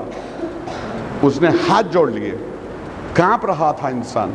کیا حضور بے شک میرا نام لکھا ہے کربلا جانے والوں کی فہرست میں, لیکن میں کربلا گیا نہیں تھا حضور. کہ کوئی ثبوت پیش کر سکتا ہے اپنے دلیل میں. کہا ہاں, میں جہاں رہتا ہوں میرے پڑوسیوں سے پوچھ لیا جائے کہ میں کربلا نہیں گیا تھا. کہا بلاؤ. پڑوسی بلائے گئے دربار میں. پوچھا جناب مختار نے, یہ کہتا ہے کہ یہ کربلا نہیں گیا تھا, اور دلیل کے لیے تمہارے نام لیے ہیں اس نے ڈیفنس میں, وٹنس میں, کیا کہتے ہیں آپ حضرات. انہوں نے ہاتھ جوڑے, اے امیر مختار بے شک یہ اپنے دلیل میں سچا ہے, یہ کربلا گیا نہیں تھا. اگرچہ کہ وہ فہرست جو زبردستی لوگوں کو فوج میں بھرتی کیا گیا تھا امام کے خلاف, اس میں اس کا نام لکھ لیا گیا تھا, لیکن جب فوجیں کوچ کر رہی تھی نا تو یہ بہانہ بنا کے بیماری کا گھر میں بیٹھ گیا.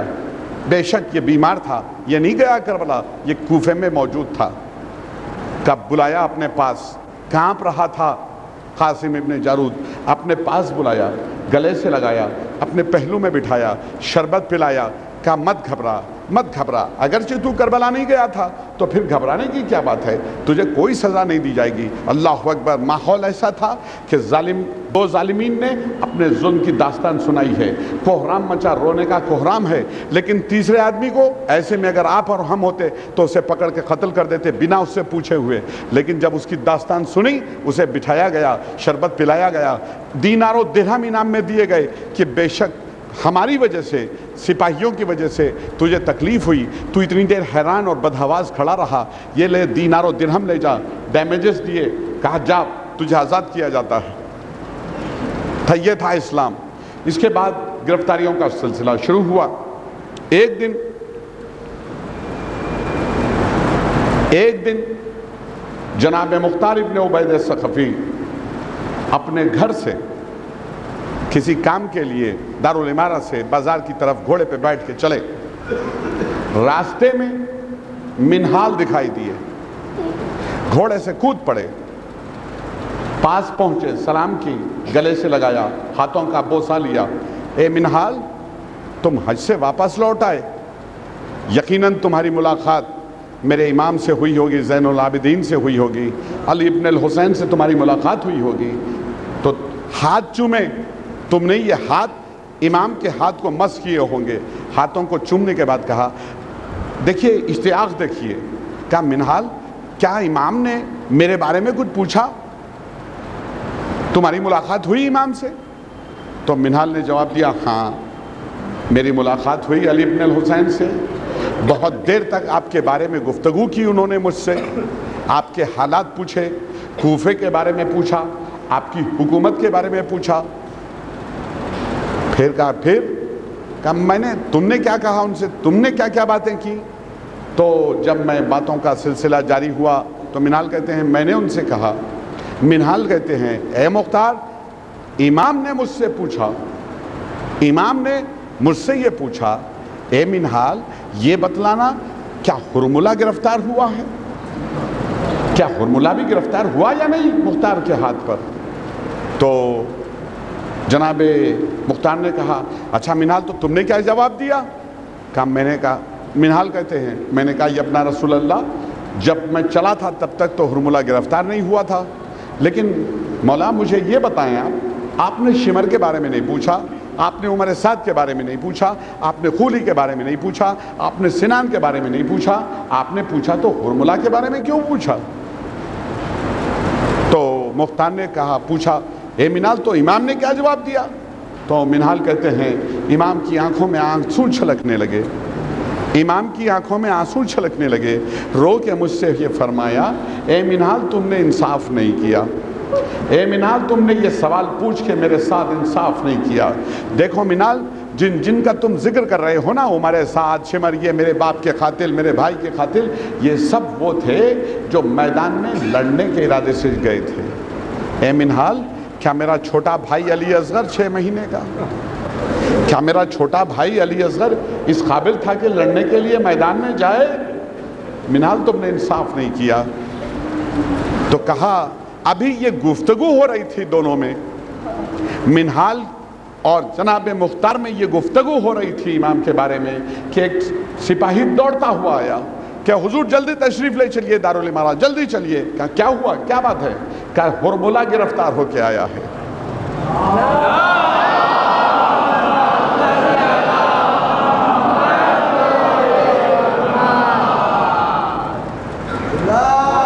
ایک اسے بہتر ہے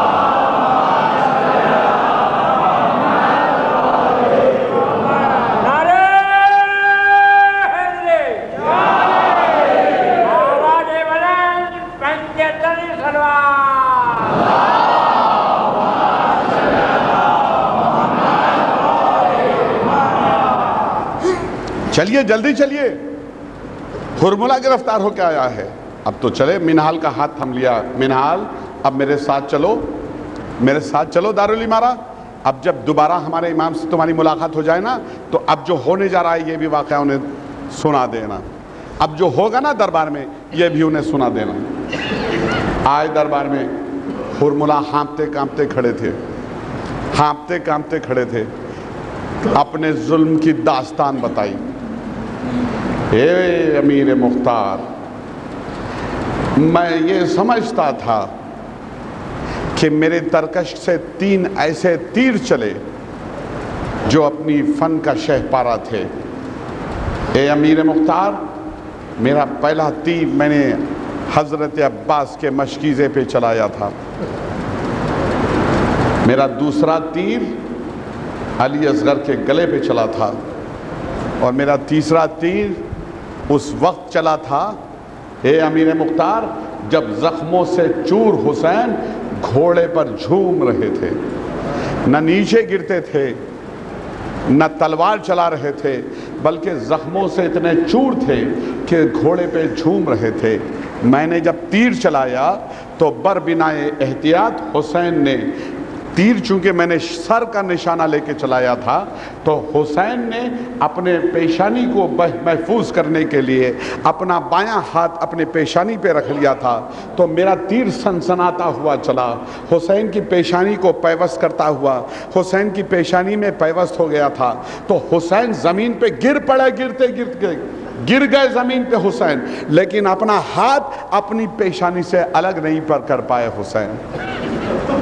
کہ اچھا حسین تو نے، اے ہرملہ تو نے علی اصغر پہ تیر کیسے چلایا؟ کس وقت تو نے تیر چلایا؟ اور تجھے شرم نہیں آئی کہ تو نے حسین کے 6 مہینے کے بچے پہ تیر چلایا؟ تو سنیے یہ کیسا تیر انداز تھا۔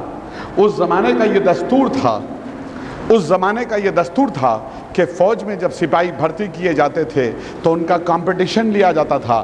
آج بھی کسی نوکری میں جب کوئی بھرتی ہوتا ہے پولیس میں، فوج میں، تو کمپٹیشن کی بنا پہ ہوتا ہے، ایسے نہیں آیا اور بھرتی ہو گیا منہ اٹھا کے، تو کمپٹیشن میں میرٹ میں آنے کے بعد فوجوں میں بھرتی کیا جاتا ہے، پولیس میں بھرتی کیا جاتا ہے۔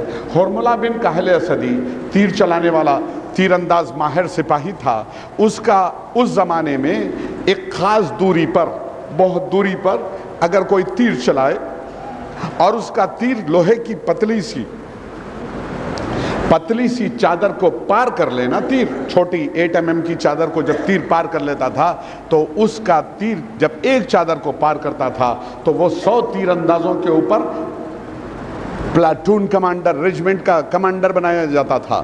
تو ہرملہ بن کاہل اسدی کا تیر 6 لوہے کی چادروں کو پار کر جاتا تھا۔ آپ اندازہ لگائیں کہ اس کی ہاتھوں میں کتنی طاقت تھی۔ اس کی جو بو تھی نا، کمان، تیر کی کمان، وہ لوہے کی فولادی تھی۔ جب وہ کھینچ کے تیر چلاتا تھا تو ہرملہ بن کاہل اسدی کا تیر 6 لوہے کی چادروں کو پار کر جاتا تھا۔ تو وہ ہرملہ کہتا ہے، میں نے دوسرا تیر جسے میں اپنی فن کا شہ پارا سمجھتا تھا، علی اصغر کے گلے پہ اس وقت چلایا نا، تو بتا کب چلایا؟ تو اس نے اپنے ظلم کی داستان بتائی۔ حسین میدان میں تشریف لائے، اپنی ابا کے دامن میں کچھ چھپائے ہوئے تھے۔ ہم سمجھ رہے تھے، اے امیر مختار، ہم سمجھ رہے تھے حسین گھبرا گئے ہیں، حسین ڈر گئے ہیں، اب شاید یزید کے ہاتھ پہ بیعت کرنا چاہتے ہیں۔ لیکن اللہ اکبر، جس کا عباس جیسا بھائی کٹ گیا ہو، جس کا علی اکبر جیسا بیٹا مارا گیا ہو، قاسم ابن حسن اون و محمد مارے گئے ہوں، وہ اب اس لمحے پر آ کر بیعت کرے گا؟ تو وہ ہم نے سمجھا کہ وہ قرآن لا رہے ہیں، بیعت کرنے کے ارادے سے آ رہے ہیں، اپنی ابا کے دامن میں قرآن لے کے آ رہے ہوں گے۔ لیکن جب وہ اونچائی پر پہنچے نا، ایک ٹیلے پر، تو اپنی ابا کا دامن ہٹایا تو ہم نے عجیب منظر دیکھا۔ حسین کا 6 مہینے کا بچہ حسین کی گود میں تھا۔ حسین نے ہماری طرف دیکھ کے کہا، اے دنیا والو، اے فوجیو، اگر تم سمجھتے ہو کہ میں اس بچے کے بہانے پانی پی لوں گا تو دیکھو میں اپنا یہ چھوٹا بچہ جس کی ماں کا دودھ 3 دن سے سوکھ گیا ہے تمہارے سامنے جلتی زمین پہ لٹائے دیتا ہوں۔ تم میں کوئی تو صاحب اولاد ہوگا، تم میں کوئی تو ایسا ہوگا جس کا اتنا چھوٹا بچہ ہوا ہوگا۔ دیکھو میں اس بچے کو جلتی زمین پہ لٹا کے اپنا منہ پھیرے لیتا ہوں۔ یہ نہ سمجھنا کہ حسین اس بچے کے بہانے پانی پی لے گا، تم خود آؤ، صاحب اولاد ہو تو آؤ، اس چھوٹے سے بچے کو پانی پلا دو۔ تو جب حسین منہ پھیر کے کھڑے ہو گئے تو ہمارے سپاہیوں میں انقلاب پیدا ہوا۔ ہرملہ کہتا ہے ہمارے فوجیوں میں انقلاب پیدا ہوا۔ سپاہیوں نے اپنی اپنی لوہے کی ٹوپیاں اتاری، اپنے اپنے ہیلمٹ اتارے، فرات کی طرف دوڑنے لگے تاکہ حسین کے چھوٹے سے بچے کو وہ پانی پلا دیں۔ صاحب اولاد تھے، پانی پلانا چاہتے تھے۔ ارے حسین نے خطا کی ہے، حسین کے 6 مہینے کے بچے نے تو کوئی قصور نہیں کیا تھا۔ تو وہ سپاہی جس میں انقلاب پیدا ہو گیا تھا فوجوں میں، اے امیر مختار، حسین کے 6 مہینے کے بچے نے کربلا کے میدان میں وہ جہاد کیا کہ ہمارے فوجیوں میں، ہمارے سپاہیوں میں تلاطم اور انقلاب برپا ہو گیا۔ ہمارے سپاہی اپنی اپنی ٹوپیاں اتار کے فرات کے کنارے دوڑنے لگے تاکہ حسین کے بچے کو پانی پلایا جائے۔ لیکن جب حسین واپس پلٹے نا تو اپنے بچے کو اٹھا کے اب چاروں طرف مجمع کو دیکھنے کے بعد کہا کہ دیکھو، تم سمجھتے ہو کہ میں جھوٹ کہتا ہوں اگر تو دیکھو میرا بچہ میں تمہیں اپنے ہاتھوں پہ اٹھا کے دکھائی دیتا ہوں، تم خود اندازہ لگا لو کہ میرا بچہ کتنا پیاسا ہے۔ یہ کہہ کے ایک ٹیلے پہ کھڑے ہوئے حسین اپنے دونوں ہاتھوں کو بلند کر کے دکھایا، اے ایھا الناس، دیکھو میرا بچہ کتنا پیاسا ہے، دیکھو میرا بچہ کتنا پیاسا ہے۔ ہرملہ کہتا ہے عمر سعد نے مجھے بلایا، عمر سعد نے بلا کے کہا، اے ہرملہ، حسین کے کلام کو خطا کر دے، اس لیے کہ ہماری فوجوں میں بغاوت ہو رہی ہے۔ میں نے بربنائے احتیاط، اگرچہ کہ میں بہترین نشانے باز تھا مختار، میں نے احتیاطاً 3 بھال کا تیر استعمال کیا تاکہ میں یہ سوچ رہا تھا اگر میرا یہ بھال، میرا یہ نوک تیر کا اگر اپنے مقصد کو نہ پا سکے تو میرا یہ تیر کا یہ نوک میرے مقصد کو پا لے گا۔ اگر اس لیے یہ 2 تیر میرے خطا ہو جائیں نشانے سے تو میرا تیسرا بھال تیر کا جو ترشول کی شکل کا تھا، ہرملہ کہتا ہے میں نے حسین کے اس وقت جب اپنے بچے کو اٹھا کے وہ میدان میں یہ کہہ کے دکھلا رہا تھا، یو نہاز، دیکھو میرا بچہ 3 دن کا پیاسا بھی ہے، اس کی ماں کا دودھ خشک ہو گیا ہے، میں نے وہ تیسرا تیر چلایا۔ اے مختار، میرا سنسناتا ہوا تیر جب چلانا تو حسین نے اپنے بچے کو بچانے کی بہت کوشش کی۔ جب میرا سنسناتا ہوا تیر چلانا تو اے مختار، حسین نے اپنے بچے کو بچانے کی بہت کوشش کی لیکن میرا تیر چل چکا تھا۔ اے مختار، میرا تیر اتنا تیز اپنے نشانے پر لگا کہ حسین کے بچے کا گلا میرے تیر نے ذبح کر دیا۔ ذبح کرنے کے بعد میرا تیر حسین کے بازو میں پیوست ہو گیا۔ اللہ اکبر! حسین کا چھوٹا بچہ حسین کے ہاتھوں پہ پلٹ گیا۔ اجرکم علی الحسین، خدا کوئی غم نہ دے سوائے غم حسین کے۔ کہا جناب مختار نے، اب کوہرام مچا، دربار میں کوہرام مچا، رونے کا غل ہوا۔ ظالم نے اپنے ظلم کی داستان بتائی، پھر مظلوم کے اوپر کیا رد عمل ہوا۔ حسین نے وہ تیر توڑا اپنے جسم میں، اپنے بازو میں جو حسین کے تیر پیوست ہو گیا تھا، حسین نکال نہیں پائے، اس لیے کہ وہ 3 بھال کا تیر تھا۔ اگر اب ضروری یہ ہے کہ تیر جس سمت سے گھسا ہے نا ادھر سے نکالا نہیں جا سکتا، ضروری یہ ہے تیر نکالنے کے لیے دوسرا پہلو استعمال کیا جائے۔ طریقہ تو یہ تھا کہ تیر یہاں سے توڑ دیا جائے اور پیٹھ سے تیر کو نکال لیا جائے، لیکن دنیا میں دیکھیں آپ، کسی کا ہاتھ کسی کے بازو تک نہیں پہنچتا۔ حسین نے تیر تو توڑ دیا لیکن حسین اپنے پشت سے تیر نکال نہیں پائے، تیر حسین کے جسم میں پیوست رہا۔ حسین کا رد عمل کیا ہوا؟ مظلوم کا رد عمل کیا ہوا کہ حسین نے ابلتے ہوئے خون کو اپنے بیٹے کے اپنے منہ پہ مل لیا، چہرہ سرخ ہوا، داڑھی سرخ ہو گئی حسین کی۔ اللہ اکبر! تو مظلوم کے اوپر ظلم کا رد عمل یہ ہوا کہ اب حسین شرمندہ ہوئے۔ اس کی ماں کو کیا جواب دوں گا؟ اس کی ماں کو کیا جواب دوں گا؟ یہ کہہ کے چلا تھا کہ لاؤ میں اسے پانی پلا دیتا ہوں۔ اسی لیے حسین اب شرمندہ ہیں، اس کی ماں کو کیا جواب دیں؟ دیکھیں ظالم کے ظلم سے مظلوم کے اوپر اس کا رد عمل کتنا سنگین ہوا۔ کہا جناب مختار نے، اچھا تو اے ہرملا، تو سمجھتا ہے کہ دنیا میں تو ہی بڑا بھاری تیر انداز ہے، تو ہی تیر چلانا جانتا ہے؟ تیر ہم بھی چلانا جانتے ہیں۔ اچھا یہ بتا، تو نے وہ تینوں تیر کتنے فاصلے سے چلائے تھے؟ دربار میں فاصلہ بتلا دیا، اتنی دور سے۔ اچھا ٹھیک ہے، وہ تیری تیر کمان لے آج، تو کربلا لے گیا تھا، وہ تیر کمان لائے گئے، وہی ترکش، وہی کمان اور ایسے ہی تیر۔ دور کھڑا ہو جا، اتنی دور ہرملا کہ جتنی دور تو سمجھتا ہے کہ میرے تیر سے تو محفوظ رہ سکتا ہے، دور کھڑا کر دیا۔ وہ بھی کافی دور کھڑا ہوا، جان بچانی تھی اس کو۔ اس کے بعد جناب مختار ابن عبید ثقفی نے ہرملا کی کمان لی، اسی کے ترکش سے 3 تیر نکالے۔ کہا اچھا دیکھ، تو نے پہلا تیر چلایا تھا، اپنے فن کا شہ پارا تھا، ہے نا؟ تو سمجھتا ہے کہ وہ تیرے فن کا شہ پارا تھا، تو اب یہ پہلا تیر میں چلا رہا ہوں، یہ میری فن کا شہ پارا ہے، دیکھ تیر ایسے چلاتے ہیں، میں نے بھی اپنے استاد سے تیر اندازی سیکھی ہے۔ یہ کہہ کے پہلا تیر چلایا، تیر سنسناتا ہوا چلا، ہرملا کی داہنی آنکھ میں پیوست ہوا، اور اس کا امپیکٹ تیر کا امپیکٹ، اس کا جھٹکا اتنا قوی تھا کہ ہرملا دھکے کے ساتھ پیچھے پیڑ سے ٹکرا گیا، اور وہ تیر اس کی آنکھ میں پیوست ہونے کے بعد پیڑ میں پیوست ہو گیا، اور پیڑ میں پیوست ہو جانے کے بعد ہرملا زمین سے اس کے پیر اٹھ گئے درد کے مارے، اور ہرملا پیڑ کے اندر جھول گیا، لٹک گیا۔ کہا اچھا دیکھ، یہ دوسرا تیر میں چلاتا ہوں۔ دوسرا تیر چلایا، بائیں آنکھ میں پیوست ہو گیا۔ تیسرا تیر چلایا، پیشانی میں پیوست ہوا۔ ہرملا بن کاہل اسدی واصل جہنم ہوا۔ درود پڑھیں محمد والا۔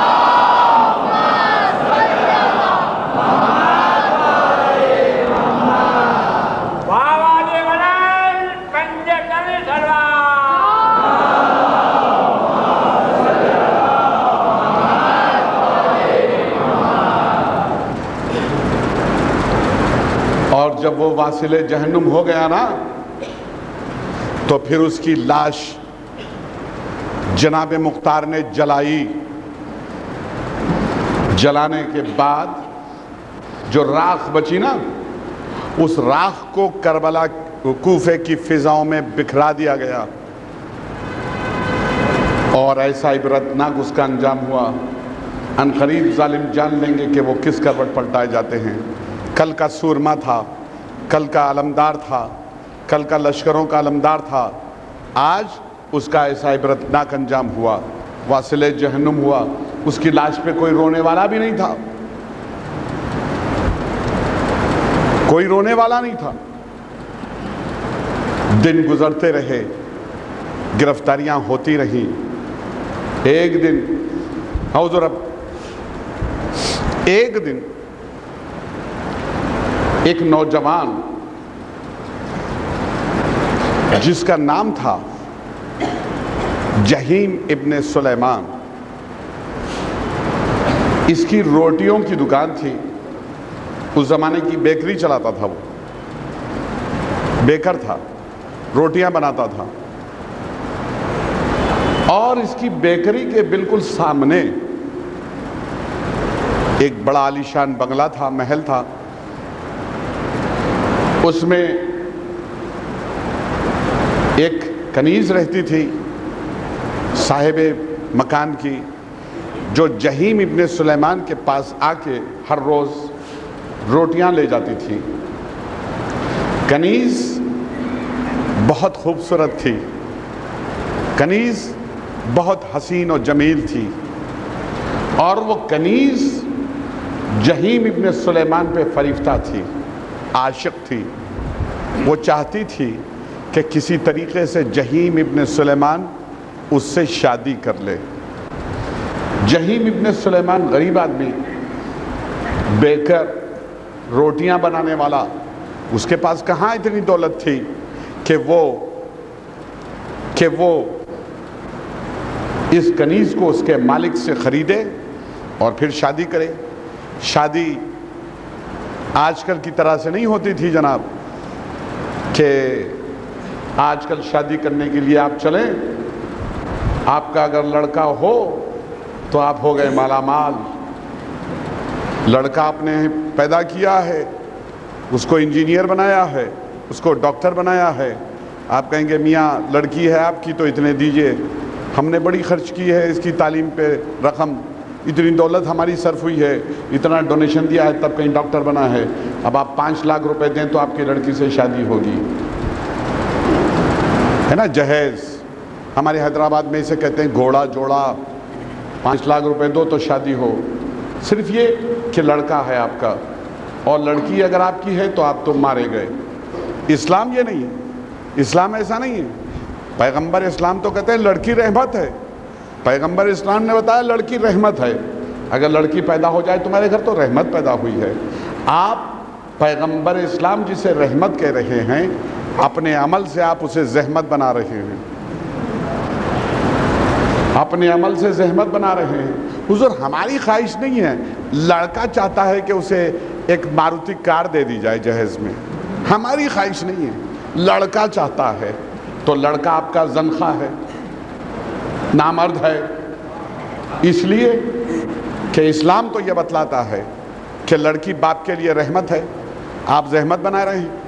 آپ کا لڑکا مہر دے کے شادی کرے تو وہ ہے اسلام، اور آپ اسی سے الٹا مانگ رہے ہیں کیا ملے گا؟ ماروتی کار چاہتا ہے لڑکا، تو حضور مہر دے کے شادی کی جاتی ہے اسلام میں، یہ نہیں کہ باپ سے پوچھا جائے کتنا ملے گا جہیز۔ یاد رکھیے، آپ اپنے عمل سے آج باپ کو زحمت میں ڈال رہے ہیں، لڑکی کے باپ کو۔ پیغمبر نے جسے رحمت کہا، آپ زحمت بنا رہے ہیں اپنے عمل سے، تو آپ اپنے نفس پہ ظلم کر رہے ہیں۔ اور خدا قرآن میں ارشاد فرماتا ہے وَلَا تَحْسَبَنَّ اللَّهَ غَافِلًا عَمَّا يَعْمَلُ الظَّالِمُونَ۔ کیوں ظلم کرنے والے یہ سمجھتے ہیں کہ اللہ ان کے کرتوتوں سے غافل ہے؟ ہم نہیں چاہتے حضور، ہمارا لڑکا ماروتی چاہتا ہے، تو اچھا آپ سمجھتے ہیں کہ اللہ آپ کے کرتوتوں سے غافل ہے؟ ایسا نہیں ہے، لا يحب اللہ الظالمون، اللہ تو ظلم کرنے والوں کو دوست ہی نہیں رکھتا۔ تو حضور جہیم ابن سلیمان، اس کے پاس بیکر، روٹیاں بنانے والا، اتنی دولت نہ تھی کہ وہ اس کنیز کو اس کے آقا سے خرید کے نکاح کر سکے، مہر میں دینے کے لیے دولت نہیں تھی۔ ایک دن وہ کنیز جو نہایت خوبصورت تھی، جو نہایت حسین و جمیل تھی، آ کے